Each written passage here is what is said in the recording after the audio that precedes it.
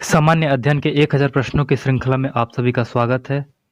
इस श्रृंखला में हम लोग डेली 25 क्वेश्चन या उसके आसपास की संख्या में प्रश्न करेंगे और उन प्रश्नों के विकल्पों के माध्यम से हम और बेहतरीन प्रश्नों की तैयारी करते रहेंगे।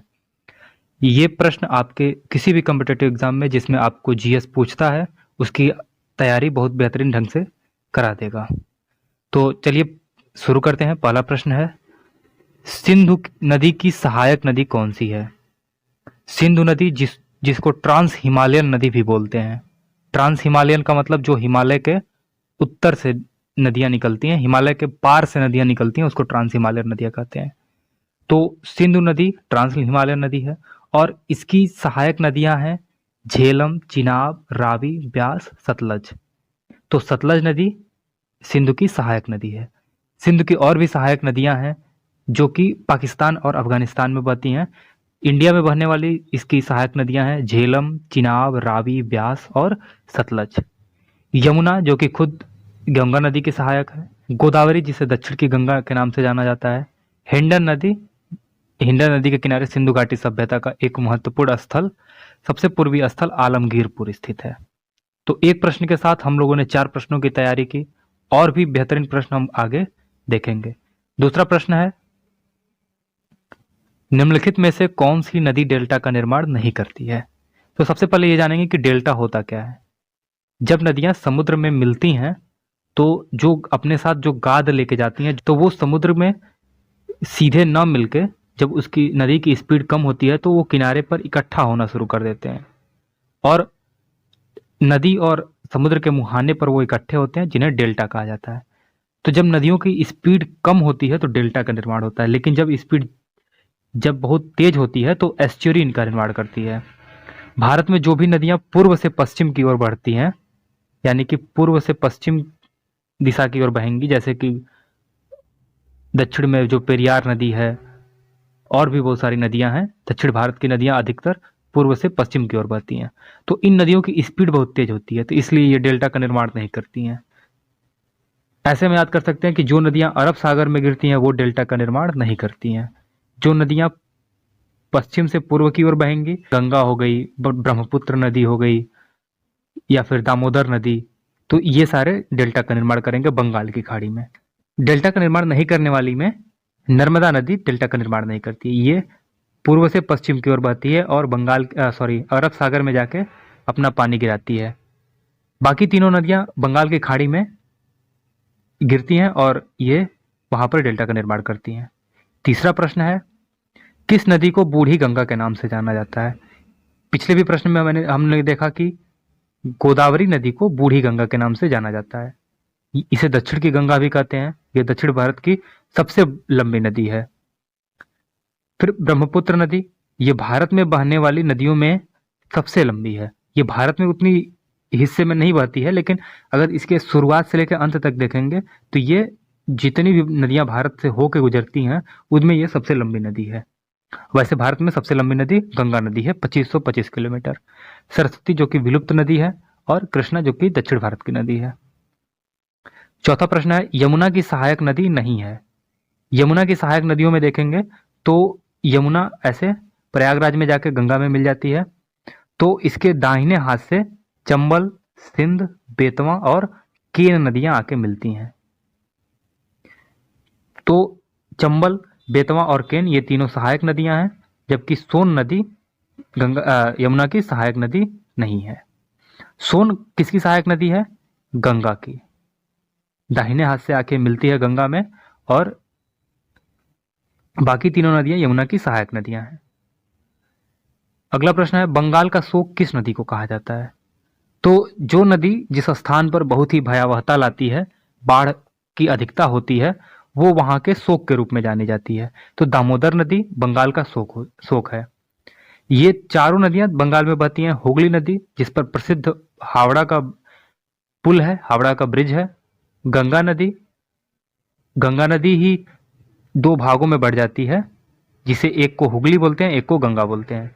तीस्ता नदी, भारत और बांग्लादेश के बीच में इसी नदी पर जल विवाद है। तो दामोदर नदी बंगाल का शोक होता है। बिहार में भी अक्सर बाढ़ आती रहती है, तो बिहार का शोक किसे बोलते हैं? कोसी नदी को। बिहार का शोक कोसी नदी को बोलते हैं, क्योंकि कोसी नदी अपने रास्ते बहुत ही अनप्रेडिक्टेबल तरीके से बदलती है। किसी को नहीं पता होता कि अभी ये किधर बहेगी, इसलिए बाढ़ अधिक ले आती है ये।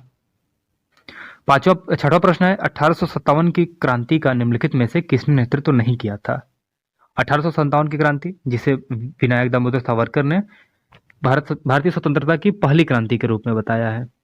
तो लक्ष्मीबाई, जो कि झांसी से नेतृत्व की थी, नाना साहब कानपुर से, बेगम हजरत महल लखनऊ से नेतृत्व की थी, और महात्मा गांधी इसका नेतृत्व नहीं किए थे, क्योंकि हम लोग जानते हैं कि महात्मा गांधी का जन्म 2 अक्टूबर 1969 में हुआ था, और यह क्रांति 1857 की है।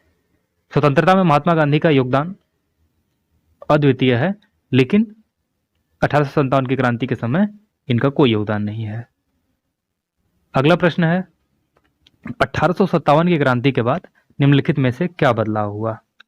तो अभी 1857 की क्रांति हमने जाना कि ये स्वतंत्रता की सबसे पहली लड़ाई थी, तो इसमें आखिर इंपॉर्टेंट ऐसे बहुत सारे विद्रोह हुए हैं, पहले भी और उसके 1857 के बाद भी, लेकिन इस विद्रोह के बाद भारत में एक बहुत ही सिग्निफिकेंट बदलाव आया, जो था कंपनी से सत्ता छीनकर ब्रिटिश काउन के हाथ में चली गई। यानी जो कंपनी पहले शासन करती थी, कर वसूलती थी, वो काम अब कंपनी न करके सीधे ब्रिटिश के महारानी करना शुरू कर दी, और कंपनी का काम केवल व्यापार करना हो गया। और व्यापार एकाधिकार जो कि पहले ही समाप्त हो चुका था, तो धीरे धीरे कंपनी का वर्चस्व अब कम हो रहा था, और सीधे ब्रिटिश के राजा और रानी का जो सत्ता था वो यहाँ पर बढ़ रहा था। नए जेल स्थापित किए गए, ये ऑप्शन गलत है। ब्रिटिश शासन कमजोर हो गया तो नहीं, ये जायज सी बात है, ब्रिटिश शासन और मजबूत हुआ 1857 की क्रांति के बाद। अंग्रेजों ने बहादुर शाह जफर को राजा बनाया तो नहीं, अंग्रेजों ने क्या किया, बहादुर शाह जफर को देश निकाला कर दिया, देशद्रोह का आरोप लगाकर। नौवां प्रश्न है, आर्य समाज की स्थापना कब हुई थी? आर्य समाज जिसकी स्थापना किए थे दयानंद सरस्वती जी ने।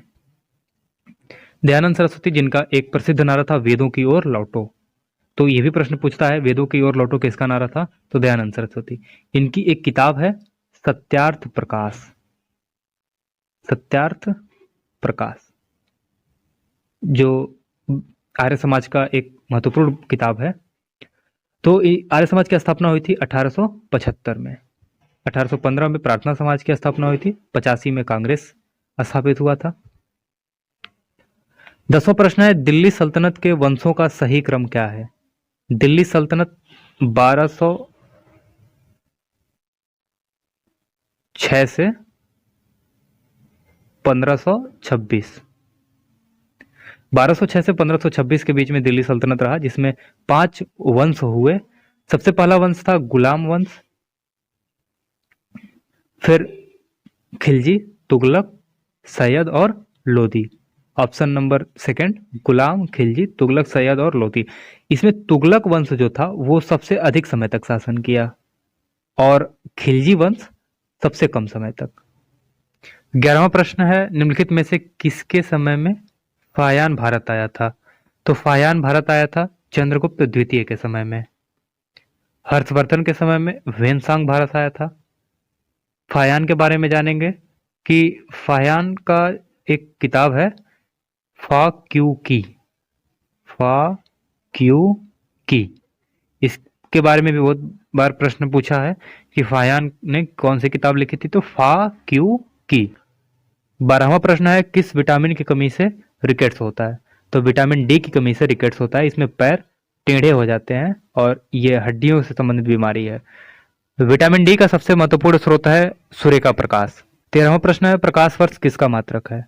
तो प्रकाश वर्ष वैसे दूरी का मात्रक है, इसको समझेंगे कि ये होता क्या है।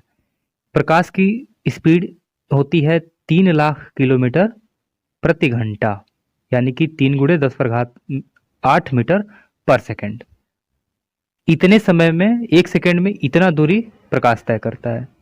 तो एक वर्ष में कितनी दूरी तय करेगा?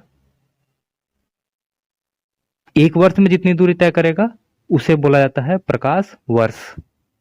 यानी कि प्रकाश 1 साल में जितनी दूरी तय करेगा उसको हम प्रकाश वर्ष कहते हैं। तो जब बड़ी दूरियां मापनी हो, जैसे कि तारों के बीच में दूरी। 14वां प्रश्न है, हीलियम का परमाणु क्रमांक कितना है? हीलियम जिसे अक्रिय गैस भी कहते हैं। अक्रिय गैस का मतलब जो अन्य गैसों से आमतौर पे बहुत रेयर केस में ही क्रिया करते हैं और अक्रिय रूप में ये वातावरण में रहते हैं। तो हीलियम, जिसका प्रतीक चिन्ह है He, इसका परमाणु क्रमांक है 2, यानी कि इसमें 2 इलेक्ट्रॉन होते हैं। 15वां प्रश्न है, लॉफिंग गैस किसे कहते हैं? Laughing gas nitrous oxide, nitrous oxide यानी कि N2O, N2O को लॉफिंग गैस कहते हैं। लाफिंग गैस की एक खास बात है कि इसे सूंघने पर हंसी आती है, लेकिन अधिक सूंघ लेंगे तो इससे मृत्यु भी हो सकती है। 16वां प्रश्न है, दांत का पीलापन निम्नलिखित में से किसके कारण होता है? तो दांत का पीलापन मेनली फ्लोराइड के कारण होता है। दांत की मजबूती भी इसी कारण होती है, लेकिन जब पानी में फ्लोराइड की मात्रा अधिक हो जाती है तो दांत पीला होने लगता है। तो कभी किसी का दांत पीला हो तो ये मत समझिएगा कि वो गंदगी की वजह से है, हो सकता है वो जो पानी पीता हो उसमें फ्लोराइड की मात्रा अधिक हो। तो ये हमारे 16 प्रश्न आज के थे। 16 प्रश्नों के साथ हमने ऑप्शन से बहुत सारे प्रश्नों को भी हल करने का प्रयास किया है। तो आपको ये सीरीज कैसा लग रहा है? अगर आपको पसंद आ रहा है तो हमें जरूर बताएं, जो भी इसमें कमियां हैं वो भी बताएं, हम उसमें जरूर सुधार करेंगे। पिछले वीडियो अगर आपने नहीं देखा है तो उसका लिंक डिस्क्रिप्शन में है, अगले वीडियो का लिंक भी डिस्क्रिप्शन में है। धन्यवाद।